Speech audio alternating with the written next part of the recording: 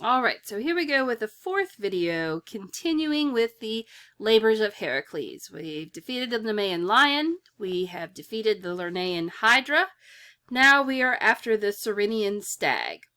The Cyrenian stag is actually sacred to Artemis, and so Heracles wants to capture it alive in order to avoid offending the goddess, right? Don't mess with these goddesses, especially Artemis and her animals, all right? And so, even still, trying to capture one of her sacred animals could be problematic, but Apollodorus, in his version of the story, says that Artemis blames King Eurystheus for setting Heracles off on this particular labor in the first place, so that's how Heracles gets away with it, all right? The Cyrenian stag has gold horns that are stamped with the name of the goddess, with Artemis stamped on them. So it's a sacred stag with golden horns.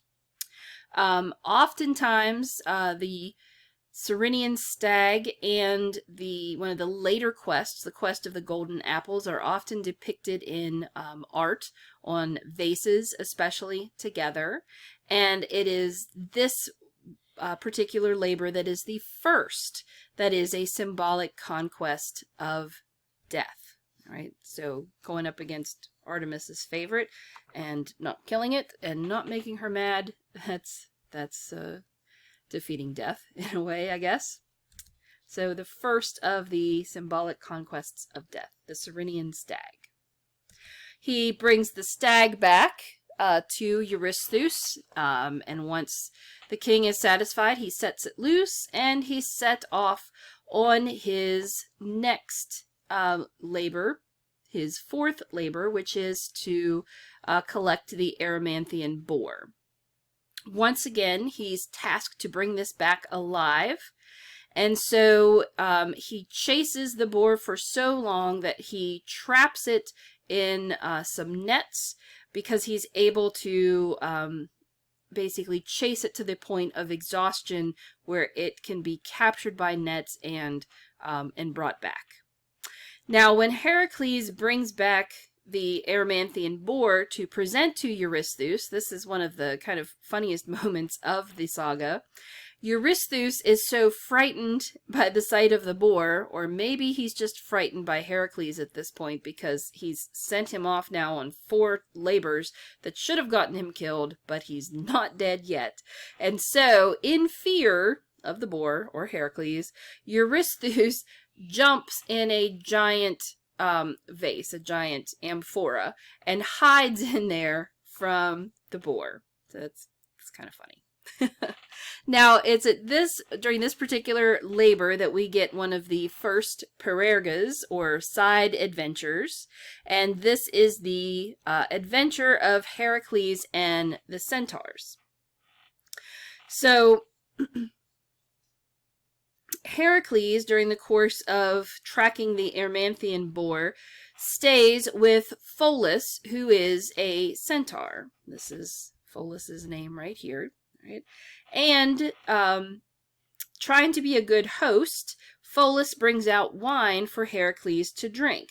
However, this was the communal wine that all of the centaurs share. Now, the centaurs, half man, half horse, just as a reminder, and they're very animalistic. They really like their drink, and they're pretty lusty type of creatures. And so they all kind of go nuts because Heracles is drinking their wine. So they attack, and Heracles kills many of the centaurs and drives the rest off to Mount Malea, where Chiron, the good centaur, lives. I forgot something here. Let me backtrack here real quick, because this is an important point. The Lernaean hydra is not only a gigantic monster, but also its breath and its blood were poisonous. So, when Heracles kills the hydra, he dips the arrows that he had received from Apollo as a gift.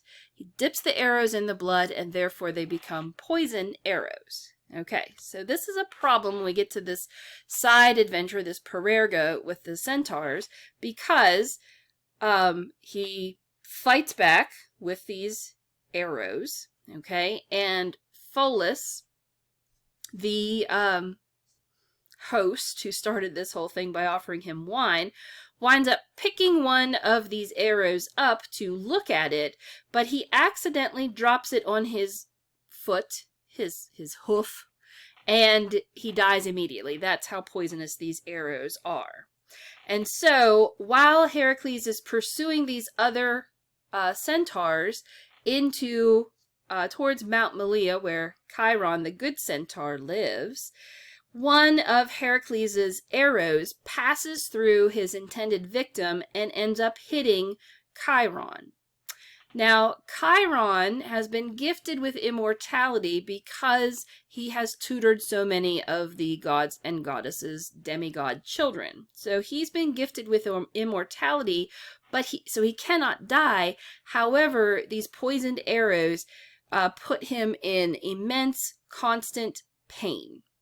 And so we will see this resolved for poor Chiron later on when Heracles frees Prometheus from his imprisonment. This is in the last round of labors. And Prometheus will take away Chiron's immortality so that he could die and no longer suffer. Okay, so that brings us up to the fifth labor, the Augean stables. Now, this is an interesting labor. This is not against some huge monster, okay? King Augeas is very wealthy, and he has thousands of head of cattle. However, his stables in which he keeps his cattle have not been cleaned in 30 years. I grew up on a farm. I know how cows shit everywhere. So this has gone everywhere. In the course of 30 years, it has spread, and it has caused pestilence and caused infertility in all of the pastures of the Peloponnese, in that whole region of Greece. So, King Augeas, this is the labor, to solve this problem, King Eurystheus sends Heracles to King Augeas, and Heracles says that he will clean the stables in 1 day. And he does so by diverting 2 rivers to wash over the land and wash it clean. Now, this is the one labor that causes Heracles some problems, and this is why he winds up performing 12 instead of just 10 labors, because he kind of made a side deal with King Augeas. Augeas was supposed to give Heracles 1/10 of his herd.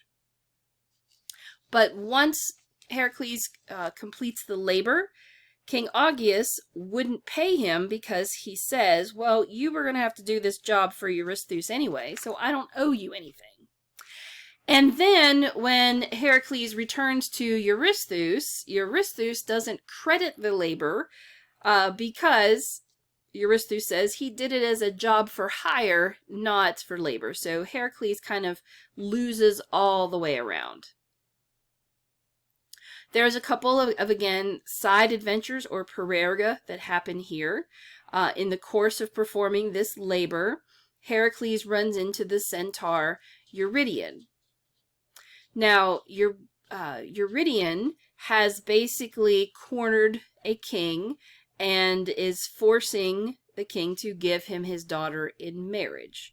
So the daughter doesn't want to marry a centaur. The father doesn't want to give his daughter to a centaur. So Heracles rescues her by killing the centaur. The next little part here, the expedition to Elis. This is part of the expeditions. This happens after the labors.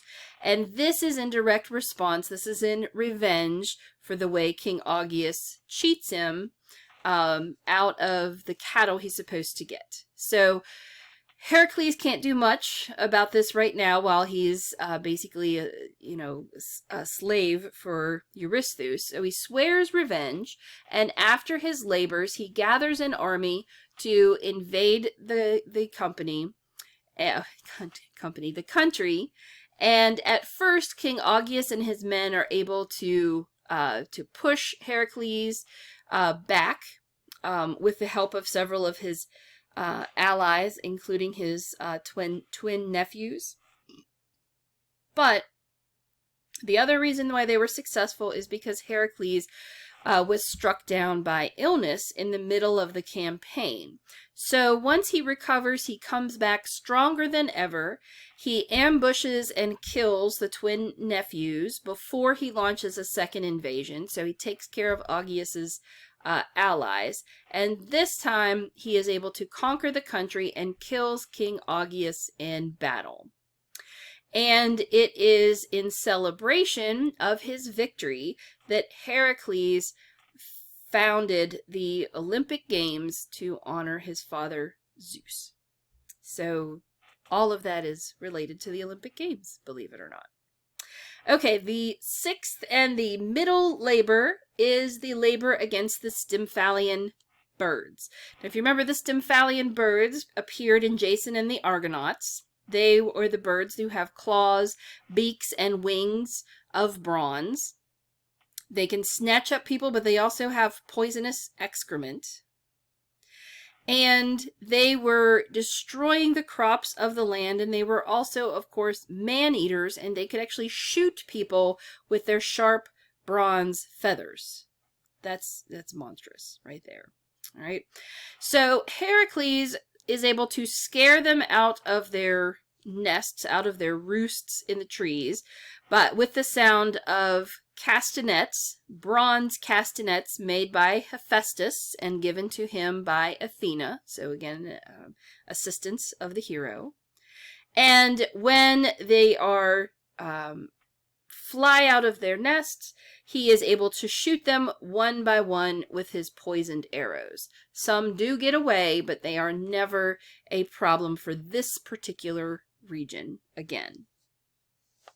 Okay, so that's the first half of the labors of Heracles. So let me go ahead and do something a little bit fun here. So this, just for a little bit of fun, Hollywood is always kind of horrible with Heracles. But actually the 2016 Heracles movie with The Rock actually gets some things right. And this is in the first 5 minutes of the movie.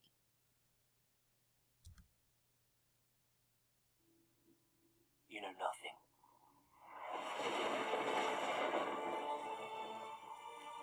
His father was Zeus, the Zeus, king of the gods.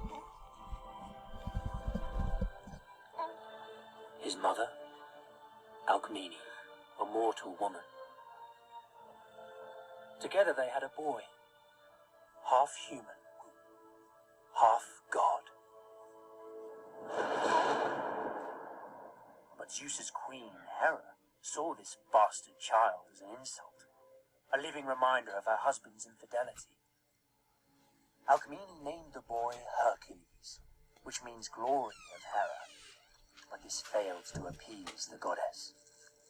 She wanted him dead.